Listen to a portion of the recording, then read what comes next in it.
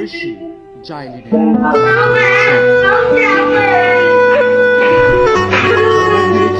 বয়ফ্রেন্ডের সঙ্গে শত কিলোমিটার দূরে সমুদ্র ভ্রমণে যান।